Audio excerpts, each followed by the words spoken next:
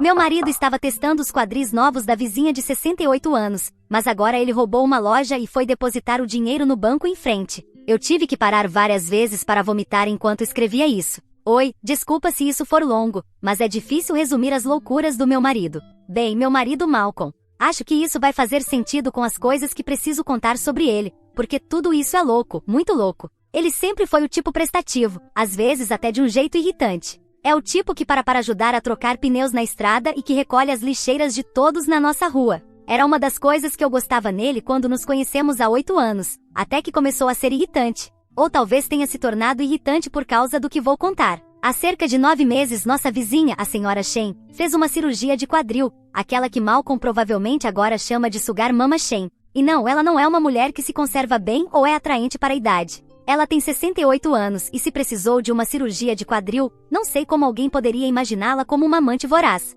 É viúva, mora em uma linda casa vitoriana de 3 andares logo abaixo da nossa. Seu marido, Harold, faleceu há 2 anos e deixou praticamente tudo para ela. Enfim, Malcolm se ofereceu para ajudá-la com as compras enquanto ela se recuperava. No começo, achei que tudo bem. É uma senhora idosa que mal consegue se mover. Eu não esperava que a prótese de quadril fosse de última geração. Ele fazia isso uma vez por semana, geralmente aos domingos, as compras. Já chego no resto. Eu até o acompanhei algumas vezes. Ela sempre tentava pagar, mas ele se recusava, dizendo que era isso que vizinhos fazem. Ela nos servia chá e mostrava fotos dos netos na Califórnia que nunca a visitam. Honestamente, eu sentia pena dela. Pena que perdi depois de descobrir o resto das coisas. Mas então as viagens ao mercado começaram a ficar mais frequentes, 2 vezes por semana, 3. E na última quinta-feira de manhã, eu estava preparando café na minha caneca favorita, aquela que tem um gato e diz faço o que quero. Malcolm mencionou que ia ajudar a sugar mama Shen. Era a 3ª vez naquela semana.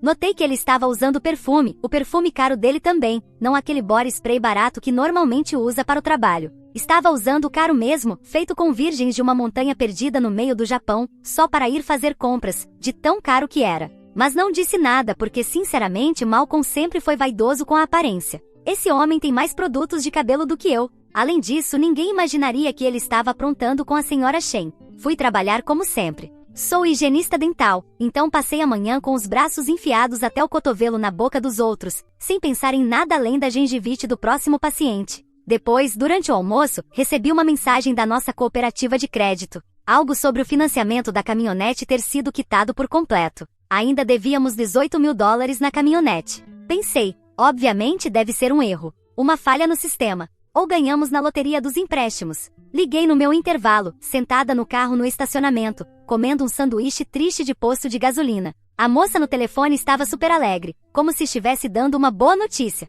Disse que o pagamento tinha vindo de uma conta externa. Quando perguntei de quem era a conta, ela respondeu, Lily Shen, que para vocês é conhecida como Quadris Quentes Shen. Não sei como descrever o que senti naquele momento. Até então, eu não estava pensando que meu marido estava me traindo com aquela velhinha. Mas não havia outra razão para ela pagar nosso financiamento. Minhas mãos começaram a tremer tanto que deixei cair meu sanduíche, que provavelmente ficou até mais gostoso com toda a sujeira do chão do meu carro. A simpática senhora da cooperativa de crédito continuava perguntando se eu ainda estava na linha. Eu simplesmente desliguei. Voltei para dentro e disse ao meu chefe que estava com enxaqueca. Trabalho lá há 6 anos e nunca saí mais cedo. Então, se disse que tinha enxaqueca, é porque tinha. E se ele me viu com meu sanduíche deprimente, provavelmente pensou que o problema era estomacal, não na cabeça. Mas ele não fez muitas perguntas. A única pessoa que me perguntou se eu estava bem foi minha colega de trabalho. Menti, disse que era hipoglicemia. O caminho de volta para casa foi meio turvo. Eu repetia para mim mesma que devia haver uma explicação.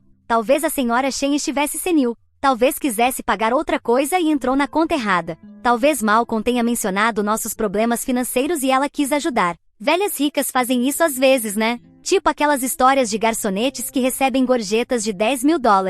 Mas quanto mais eu pensava, a única explicação era que Malcolm estava gostando daqueles quadris biônicos novinhos. Mas então virei na nossa rua e vi a caminhonete dele na entrada da casa dela, às 2 da tarde de uma quinta-feira, quando ele deveria estar no trabalho. Estacionei umas 4 casas antes. Mas como não dava para ver de tão longe, fui mais pra frente e estacionei de novo. Fiquei lá por uns 20 minutos. Fiquei no carro olhando para a casa dela, tentando me convencer a ir embora, a ir para casa e esperar ele me explicar. Tentei não surtar, mas eu não conseguia me mover. Simplesmente fiquei lá, com o ar-condicionado no máximo, olhando para a porta da casa dela. Quando finalmente se abriu, vi meu marido de 6 anos sair ajustando o cinto. Seu cabelo estava bagunçado, daquele jeito específico que eu conheço bem demais. E lá estava ele. Sugar Mama Shen estava no batente da porta, usando um hobby de seda rosa que provavelmente custava mais do que a minha parcela do carro, cumprimentando-o como se depois daquilo fosse precisar de outro implante de quadril. Eu o segui. Não me orgulho disso, mas segui meu próprio marido como se fosse uma detetive particular em um filme ruim. Ele foi direto para o Lava Rápido caro, aquele com plano mensal ilimitado que ele insistiu que precisávamos. Estacionei do outro lado da rua e o vi aspirar cada cantinho da caminhonete, o vi borrifar tanto aromatizante que daria para sufocar um cavalo, o vi checar os bancos 3 vezes, como se estivesse procurando provas. Ele chegou em casa às 5h30 com uma sacola de compras, me deu um beijo na testa como se nada tivesse acontecido, reclamou do trânsito e perguntou o que tinha para o jantar. Veneno, fiz para você. Eu pensava o tempo todo em que preparava a mesa, colocando o macarrão e o molho. Minhas mãos tremiam tanto que deixei cair as coisas várias vezes. Ele estava no banho, cantando sim, cantando. E quando saiu, vi as marcas de arranhões nas costas dele. E sim, eram recentes. Não consegui comer. Apenas empurrava a comida no prato enquanto ele falava sobre o trabalho, sobre o amigo Marcos que queria pescar no fim de semana, sobre talvez repintar a garagem. Conversas normais de jantar, logo depois de ter transado com a velhinha da frente. Eu me desculpava o tempo todo para ir até a pia tomar água, para que ele não visse meu rosto. Aquela noite foi a mais longa da minha vida. Fiquei acordada até às 3 da manhã ouvindo ele roncar. Quantas vezes ele tinha voltado para casa cheirando a aromatizante? Quantas idas às compras eram reais? Meu Deus, nem consigo terminar esse pensamento sem querer vomitar de novo. Na manhã seguinte, esperei ele sair para o trabalho. Dei um beijo de despedida como sempre, sorri e disse, tenha um bom dia, querido, como sempre. E então fui até a caminhonete dele. Encontrei no porta-luvas, debaixo do documento do carro e alguns guardanapos velhos do McDonald's, um cartão de aniversário com um bolinho na capa que dizia, Feliz 34º aniversário para o meu neném em letras prateadas e enroladas. Os beijos de batom foram o que me fizeram surtar, vermelho vibrante, claro, cobrindo todo o espaço em branco dentro do cartão com uma letra trêmula de senhora idosa. Esses últimos 8 meses me fizeram me sentir viva novamente. Sempre vou te amar. 8 meses. 8 meses malditos e traiçoeiros. Ele estava literalmente testando os quadris novos da senhora Shen. Esperou o médico liberar e se jogou. Cheguei na entrada da nossa casa antes de vomitar, de joelhos e com as mãos no concreto, gemendo seco até sentir minhas costelas como se estivessem quebrando. Nosso vizinho estava passeando com o cachorro e perguntou se eu precisava de ajuda. Fiz um gesto com a mão, não conseguia formar palavras. Não sei o que me possuiu, mas entrei em modo, tá bom, vou até a casa dela, sabe? Talvez eu precisasse ver o rosto dela, talvez precisasse de ajuda para negar aquilo, não sei. Talvez estivesse em transe no automático. Mas bati na porta com a roupa amassada do trabalho do dia anterior, o vômito ainda fresco no hálito e o rímel provavelmente espalhado por todo o rosto. Ela atendeu com o mesmo hobby rosa. Me olhou com um sorrisinho e disse, querida, ele disse que você sabia. Ele disse que eu sabia. Ela me convidou para entrar para tomar um chá, enquanto tentava me explicar as coisas como se estivéssemos prestes a conversar sobre um livro no clube de leitura, e não sobre o fato de que ela estava fazendo aquilo com meu marido há 8 meses. Ela se movia devagar, mas não sei se era porque tinha acabado de receber uma visita selvagem do meu marido, ou se o quadril não era tão bom quanto eu pensava.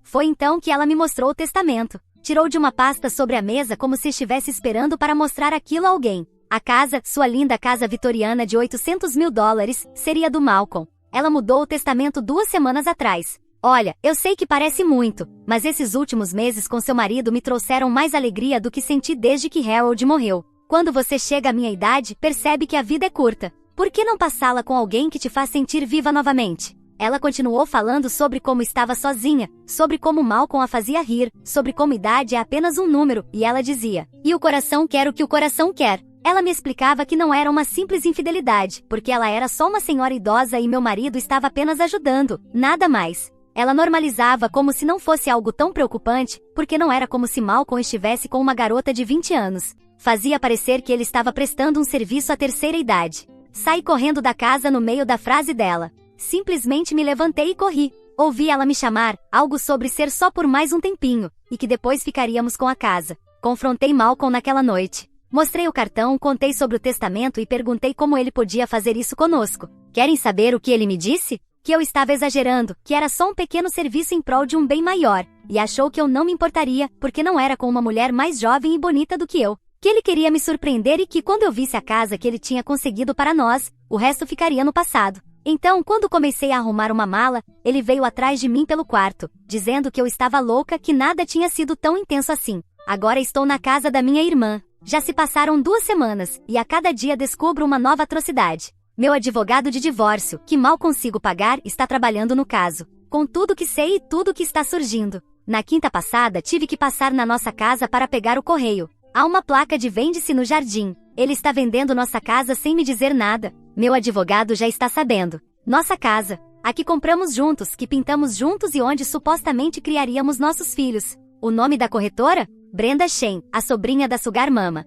Depois, juro, o sobrinho do Harold me ligou. Aparentemente a família está considerando contestar o testamento. Acham que houve influência indevida, o que é um termo jurídico elegante para o que meu marido realmente fez com a senhora Shen. É um pesadelo do qual não consigo acordar. E o pior é a vergonha que sinto. Não acho que seja diminuir a traição, porque uma traição é uma traição. Mas ser traída pelo seu marido com alguém com um implante de quadril é o fundo do poço. Você se sente como se não valesse nada. Oi, estou tendo um colapso nervoso enquanto escrevo isso. Por isso escrevi do jeito que escrevi. Atualização 1. Eu não ia atualizar, mas não fazer isso acho que vai me deixar ainda mais louca. Minha terapeuta só tem consulta marcada para o próximo mês, e é tempo demais para ficar sentada revivendo tudo isso na minha cabeça de novo e de novo. Então, a Sugar Mama Shen, bom, ela faleceu. Um derrame cerebral, dizem. Muito repentino. Estava fazendo hidroginástica e de repente se foi. Malcolm me ligou no trabalho, chorando tão alto que mal dava para entender o que dizia. Por 0 segundos eu senti pena dele. Depois simplesmente desliguei o telefone. O funeral foi ontem. Eu fui porque o sobrinho dela me convidou. Minha irmã foi comigo para me dar apoio. E gente, esse homem apareceu como se fosse o viúvo, terno preto, óculos escuros e um lenço na mão. Ele até se sentou na primeira fila, junto com a família dela. Sim, os filhos de verdade dela, que voaram da Califórnia. Eles pareciam mais perdidos que cego em tiroteio. Tipo, quem diabos é esse cara? Durante a homenagem, ele chorou. Chorou mais alto do que qualquer pessoa que eu já tenha ouvido. E o sobrinho me puxou de lado depois e me disse que agora definitivamente iriam contestar o testamento. Aparentemente, a Sugar Mama Shen já vinha apresentando sinais de demência, mas nunca foi diagnosticada formalmente. O médico dela tinha preocupações, havia e-mails sobre problemas de memória, e a família acha que o Malcolm sabia disso e se aproveitou. O juiz ordenou o congelamento das contas até que tudo seja resolvido, até que se prove que a Sugar Mama Shen não estava sendo manipulada pelo Malcolm. Ah, e a nossa casa, aquela que ele colocou à venda sem me avisar, não pode ser vendida durante o processo de divórcio. Então ela simplesmente está lá, vazia, enquanto nós dois continuamos pagando a hipoteca. Ele começou a morar na casa da vizinha, mas os filhos dela estão tentando encontrar uma forma de vendê-la. Às vezes eu passo em frente à minha casa. A grama está cada vez mais alta. As petúnias que plantei na primavera estão morrendo. E não, eu não quero me mudar para lá. Eu quero vender. Não conseguiria ficar em paz sabendo que tenho como vizinho meu ex-marido, morando na casa da amante dele, falecida por velhice, depois de tê-la manipulado. Atualização 2. Eu não ia atualizar de novo, mas muitos de vocês têm me mandado mensagens perguntando o que aconteceu, o que aconteceu, o que aconteceu, e sinceramente, eu preciso escrever isso, porque se não o fizer, vou enlouquecer. Já se passaram 3 meses. 2. Peguem alguma coisa para beber, porque isso vai ser longo e muito intenso. Não vou dizer o que vocês devem tomar, mas com essa introdução, já podem imaginar o tipo de veneno engarrafado que vão precisar. Pelo menos eu já sei qual é a minha bebida das 8 da manhã. Então, na última atualização, a família Shen estava contestando o testamento e o Malcolm estava morando na casa dela. Isso foi há 3 meses, mas foram 3 meses que pareceram 10 anos. Primeiro, a contestação do testamento. A decisão do juiz saiu há 6 semanas e foi brutal. Acontece que o advogado da família Shen contratou um cara de São Francisco especializado em casos de abuso contra idosos. Eles tinham tudo, gravações de segurança do banco onde Malcolm literalmente acompanhava a senhora Shen para assinar os papéis, mensagens de texto onde ele a treinava sobre o que dizer ao advogado dela, uma ligação gravada onde ele diz a alguém, acho que era seu amigo Marcos, mas a voz estava distorcida e cito, a velha nem lembra o que comeu no café da manhã, isso aqui é mamão com açúcar. Mas o verdadeiro prego no caixão foi a cabeleireira da Sugar Mama Shen. Esse ser humano maravilhoso chamado Dolores veio à tona e tinha muito a dizer. Aparentemente a senhora Shen contava tudo a ela durante os atendimentos semanais. E Dolores, Deus abençoe sua alma, vinha escutando tudo há meses e falou porque estava preocupada com sua cliente e com o legado dela. Em um depoimento, ela disse que a senhora Shen estava confusa sobre por que o rapaz precisava de tanto dinheiro. Em outro, ela não conseguia lembrar o nome de Malcolm e continuava chamando-o de Harold. O juiz decidiu que se tratava de um caso clássico de influência indevida e abuso financeiro contra idoso. Malcolm não só perdeu a herança, como o juiz encaminhou o caso ao Ministério Público para a abertura de uma investigação criminal. E foi aí que tudo desandou. Malcolm desapareceu. Quero dizer, simplesmente sumiu. Encontraram sua caminhonete abandonada em um posto de descanso perto da divisa do estado. O celular estava desligado. Nem a mãe dele tinha notícias há 3 semanas. Eu realmente comecei a pensar que ele tinha feito alguma estupidez. Perdão, mais uma estupidez. O detetive encarregado do caso de abuso contra idoso me ligou 2 vezes, perguntando se eu tinha ouvido algo. O advogado dele tentava contato. E o Marcos disse que ele tinha bloqueado todo mundo e apagado todas as redes sociais. Então, 2 semanas atrás, recebi uma ligação da minha advogada de divórcio às 11 da noite. Ela nunca liga tão tarde, então eu sabia que algo estava errado. E basicamente ela grita, liga no canal 7 agora. E lá estava meu futuro ex-marido na televisão, nas notícias com as mãos algemadas, sendo levado pela polícia. Tentou roubar uma loja de conveniência. Mas espera, fica muito melhor. Claro, esse é o momento em que você dá um gole na bebida. Bom, eu dei 2 por você. Segundo a reportagem, ele entrou na loja usando uma barba falsa, óculos escuros e um boné de beisebol. Entregou ao caixa um bilhete dizendo que estava armado. Ele não estava. E pediu todo o dinheiro que havia no caixa. O caixa, que parecia ter uns 19 anos, estava apavorado, quase fez xixi nas calças. Disse que entregou tudo o que tinha na gaveta, algo em torno de $800. Ah, e aqui é onde esse gênio incompreendido da humanidade brilha. Ele atravessou a rua até o banco e tentou depositar o dinheiro roubado. Sim, o depósito do dinheiro roubado, atravessando a rua. A polícia já estava a caminho por causa do roubo e o prendeu no estacionamento do banco. Ele ainda estava com a barba falsa no bolso. Gente, eu simplesmente não consigo lidar com isso. A mãe dele me ligou chorando, pedindo se eu ajudaria com a fiança. Quer dizer, eu ri. Não havia outra reação normal possível diante disso. Aparentemente, na declaração inicial, Malcolm afirmou que estava desesperado e que tinha perdido tudo por causa de uma mulher mentirosa e traidora. Disse à polícia que eu arruinei a vida dele e que a família da senhora Shen roubou o que era legitimamente dele. Encontraram diários na caminhonete dele, páginas e páginas de planos para seduzir outras mulheres idosas. E eu estou falando de várias. Ele tinha uma lista completa com nomes, endereços e estimativas de patrimônio líquido. A senhora Shen não foi a primeira tentativa, apenas o primeiro sucesso. Encontraram evidências de que ele já tentava isso há anos, antes mesmo de nos conhecermos. Eu vomitei de novo. Minha irmã segurava meu cabelo enquanto eu rezava ajoelhada no vaso sanitário, perguntando como pude dividir uma cama com essa pessoa por 6 longos anos. Ele está enfrentando 5 anos de prisão federal pelo roubo, mais acusações pelo golpe contra a senhora Shen. O advogado dele, que aliás é um defensor público, porque ele já não pode mais pagar por um advogado caro, tentou me convencer a escrever uma carta de caráter para ajudar na sentença. Eu escrevi uma. Dizia algo como: podem trancar esse lixo e jogar a chave fora. Agora sobre o divórcio, como ele vai para a prisão, as coisas se moveram bem rápido. Fiquei com a casa. Não que eu queira. Mesmo não tendo mais ele como vizinho, sempre serei para todos a vizinha que foi traída por um par de quadris novos. A casa está à venda. Com o que conseguir nela, espero poder recomeçar. Fiz algo louco também. Eu precisava de distância. Peguei um pouco das minhas economias e fui embora por um mês. Não para qualquer lugar. Gente, eu fui para o Panamá. Já tinha visitado quando criança e lembrava de me sentir em paz lá. Eu precisava sentir paz hoje. Encontrei um pequeno apartamento a 2 quarteirões do mar. Acordo com o som das ondas. Durmo com o som das ondas. E às vezes caminho pela praia ao entardecer sem pensar em nada. Minha terapeuta agora faz sessões por vídeo. A família Shen me enviou um cartão no mês passado, antes das minhas férias. Dentro estava uma mensagem da filha da senhora Shen, dizendo: nossa mãe não era perfeita, mas não merecia o que ele fez. Obrigada por ser corajosa o suficiente para expor a verdade. Esperamos que você tenha encontrado paz. Não acho que tenha feito muito, a não ser que divorciar-me do meu marido conte como alguma coisa. A sentença de Malcolm será no início do próximo mês. E eu não estarei lá. Hoje estarei na praia construindo um castelo de areia, bebendo desde cedo e pensando no que fazer quando voltar. Minha lição de tudo isso, já que gosto de tirar algo de bom dos tapas que a vida nos dá, ou talvez seja minha bebida falando, é: se alguém no seu bairro fizer uma cirurgia de quadril, desconfiem. Essas cirurgias disfarçadas de melhorias na qualidade de vida dos idosos são obra do demônio. Bom, é melhor eu parar de escrever. Não combina muito com a minha bebida. Atualização 3. Não se preocupem, estou sóbria. Não comecei nenhum programa de reabilitação nem nada disso, mas mantenho minhas garrafas trancadas em casa enquanto escrevo isso. Ainda não consigo acreditar nas coisas que escrevi na publicação anterior, mas eu estava passando por muita coisa e precisava daquilo. O estranho é que eu não tenha tomado 5 garrafas de vodka antes de começar a escrever minhas postagens.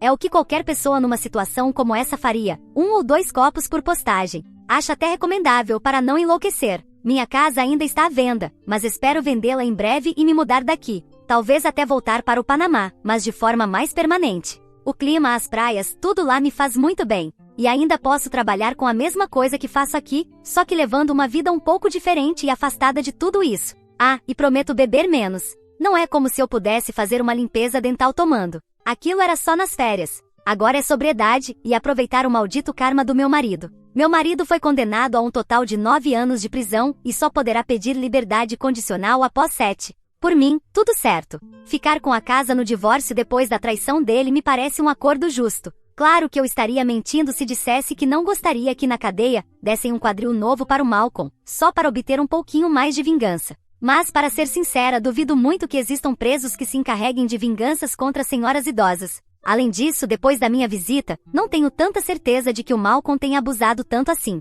Parecia que a senhora Shen estava aproveitando bastante o meu marido. Com ou sem demência, ela estava tirando proveito daqueles quadris. Para quem perguntou se meu marido era tão bom amante comigo, nem tanto. Mas vai saber, talvez ele tivesse um fetiche por mulheres mais velhas e dava o seu melhor com elas. Edição. Escrevo isto para dizer que já me mudei para o Panamá.